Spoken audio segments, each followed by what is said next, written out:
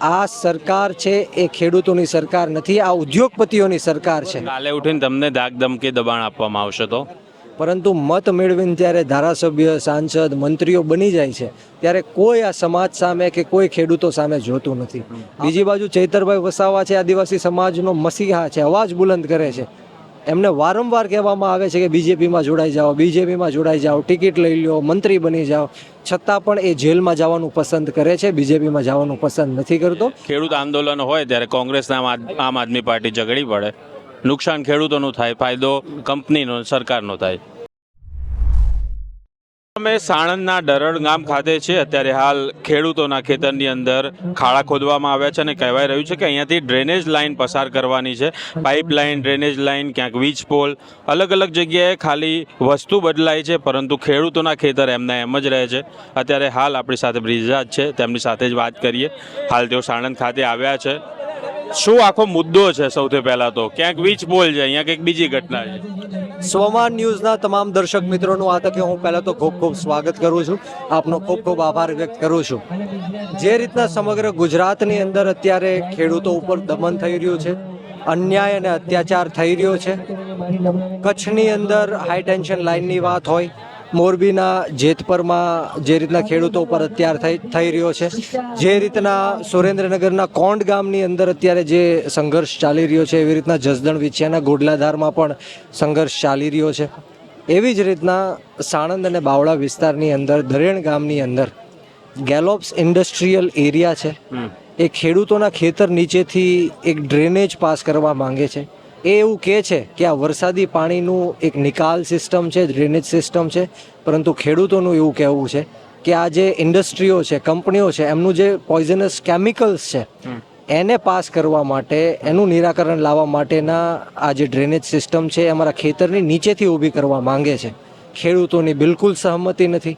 ખેડૂતો એવું કહે છે કે જો આ ડ્રેનેજ સિસ્ટમ અમારા ખેતરની નીચેથી જાય તો 7/12માં એનો ઉલ્લેખ કરવો પડે, 7/12માં એનો ઉલ્લેખ કરવો પડે, અને ઉલ્લેખ થાય તો એમનો જે ભાવ છે એ 3જા ભાગનો ભાવ થઈ જાય.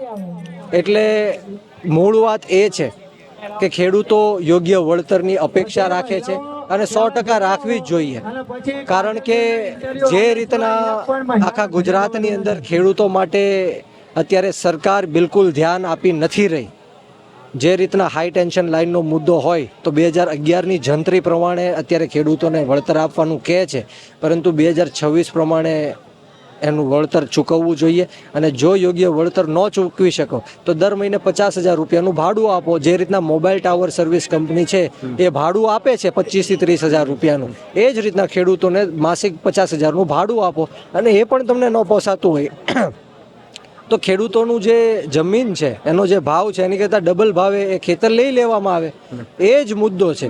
અમે કોઈ પ્રગતિ કે વિકાસ સાથે અમારો વાંધો નથી. જનહિતના કાર્યમાં અમે પણ સહભાગી બનવા તૈયાર છીએ, પરંતુ આ જે જીવ જેવી જે એમની જમીન છે, જેમના બાપ દાદાઓએ વર્ષોથી સાચવીને એમને આપી છે આજીવિકા માટે, તો એમને બચાવવાનું આ વાત છે.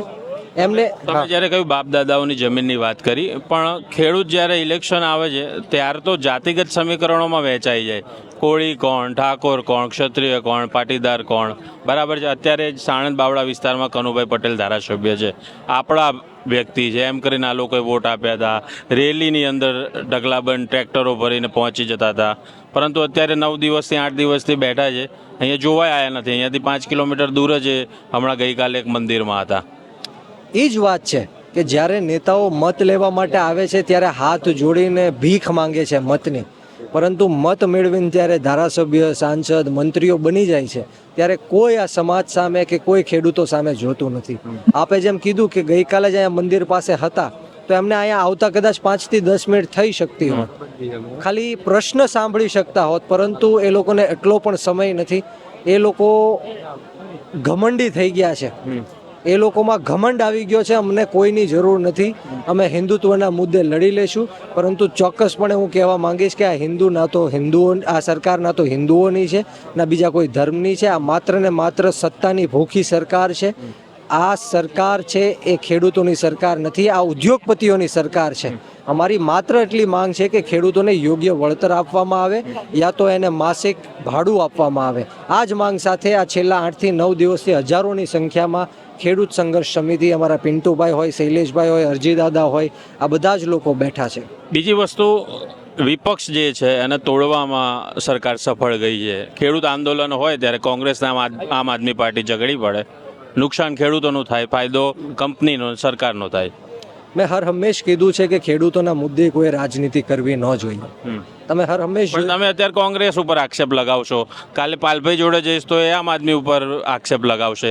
આક્ષેપબાજીમાં નુકસાન તો ખેડૂતોનું ને.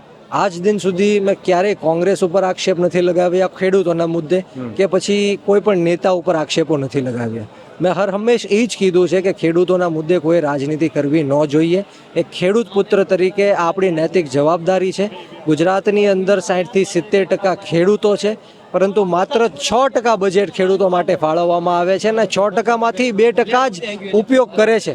ત્યારે બધા જ લોકોએ એક થઈને લડવું પડશે, ચાહે એ બીજેપીના હોય, કોંગ્રેસના હોય, આમ આદમી પાર્ટીના હોય. આમ આદમી પાર્ટીએ ક્યારેય ક્રેડિટ લેવાની વાત તમે જો ભૂતકાળની અંદર કરી નથી. જે રીતના બોટાદની અંદર કડદાકાંડ થયો, અમારા અનેક નેતાઓ 3 મહિના સુધી જેલમાં ગયા, પરંતુ આજ દિન સુધી ક્રેડિટ નથી લીધી. અને રાજુભાઈ ભાજપમાં ગયા. રાજુભાઈ ભાજપમાં ગયા એ ઠીક છે, એમની વિચારધારા છે, એમના કંઈ મજબૂરી હશે, એમને કોઈ ધાક ધમકી કે દબાણ હશે, કે યા તો લાલચ હશે, મને બહુ ખબર નથી. કાલે ઉઠીને તમને ધાક ધમકી દબાણ આપવામાં આવશે તો? ધાક ધમકી તો આજે પણ આપવામાં આવે છે, દબાણ બાકી રહ્યું. દબાણ પણ આપવામાં આવે છે. 2-4 કેસ થઈ જાય ને પછી ફિટ કરી દે, પછી તો જેલમાંથી બહાર નીકળવાનો વોશિંગ મશીન સિવાય બીજો ઓપ્શન હોતો નથી. જી, જે રીતના ભૂતકાળની અંદર અનેક નેતાઓએ પાર્ટી છોડીને બીજેપીમાં જોઈન થયા છે, એનું માત્ર કારણ એ છે કે આમ આદમી પાર્ટી છે એ મર્દોની પાર્ટી છે. આમાં સંઘર્ષનો રસ્તો છે, આમાં કોઈ ઢીલો પહોંચો નેતા છે એ ચાલી ન શકે. હું 50 વાર જેલમાં ગયો છું, પરંતુ આજ દિન સુધી હું ક્યારેય ડર્યો નથી કે ગભરાણો નથી. આજ દિન સુધી હું કોઈ લાલચમાં આવ્યો નથી. એનું કારણ છે કે તમે સત્તામાં જઈને તમે નેતા બની શકો, પરંતુ લોક નેતા ન બની શકો. મારે ધારાસભ્ય, સંસદ સભ્ય તો ગૌણ વસ્તુ છે, પરંતુ લોકોનો અવાજ બુલંદ કરવો છે. જે ગરીબ અને પછાત લોકો છે, એમના હક અધિકારની વાત કરવી છે. વિપક્ષને મજબૂત રાખવો છે. જો આ દેશની અંદર વિપક્ષ જ નહીં રહે તો ગુલામી છે એ જાહેર થઈ જશે. ભાજપે જ્યારે વિપક્ષમાં હતું ત્યારે આવી જ વાત કરતું હતું, પણ પછી જ્યારે પક્ષમાં આવે છે ને એટલે તહેવાર બદલાઈ જાય છે, રંગ બદલાઈ જાય છે. એવું નહીં થાય ને? 100% સાચી વાત છે. જેમ હાર્દિક પટેલની વાત કરીએ, હા, દેશ દ્રોહનો ગુનો એમની ઉપર હતો, મોટામાં મોટો આ દેશનો ગુનો એમની ઉપર હતો, છતાં પણ ભાજપમાં જતા જ એમનો ગુનો, એમનો જે કેસ છે એ હટાવી દેવામાં આવ્યો. બીજી બાજુ ચૈતરભાઈ વસાવા છે, આદિવાસી સમાજનો મસીહા છે, અવાજ બુલંદ કરે છે. એમને વારંવાર કહેવામાં આવે છે કે બીજેપીમાં જોડાઈ જાઓ, બીજેપીમાં જોડાઈ જાઓ, ટિકિટ લઈ લો, મંત્રી બની જાઓ, છતાં પણ એ જેલમાં જવાનું પસંદ કરે છે, બીજેપીમાં જવાનું પસંદ નથી કરતો. આમ આદમી પાર્ટી છે એ આંદોલનની કોકમાંથી જન્મેલી પાર્ટી છે. અમે ગરમ તપતી ભઠ્ઠીમાંથી નીકળેલા લોકો છીએ, અમે ગ્રાઉન્ડ લેવલના માણસો છીએ. એટલી ગરમીમાં પણ હું ખેડૂતોની સાથે અહીંયા બેઠો છું અને હર હંમેશાનો અવાજ બુલંદ કરતો રહીશ. થેન્ક યુ વેરી મચ, તમે અમારી સાથે વાત કરી. તો આ હતા બ્રિજરાજ સોલંકી, તેમની સાથે આપણે વાત કરી. અત્યારે હાલ જે ડરણ ગામ ખાતે ખેડૂતો એકત્રિત થયા છે તેમની જમીનો બચાવવા, વીજ પોલ તો પછી ક્યાંક પાઇપલાઇન, પરંતુ ખેડૂતોની આની આ પરિસ્થિતિ ચાલુ જ રહે છે અને લોકોને સંઘર્ષ કરતા રહેવો પડે છે. આ જ પ્રકારના સંઘર્ષના અહેવાલો તમારા સુધી પહોંચાડતા રહીશું. મને સાગર પટેલને રજા આપશો. જોતા રહો સ્વમાન. નમસ્કાર.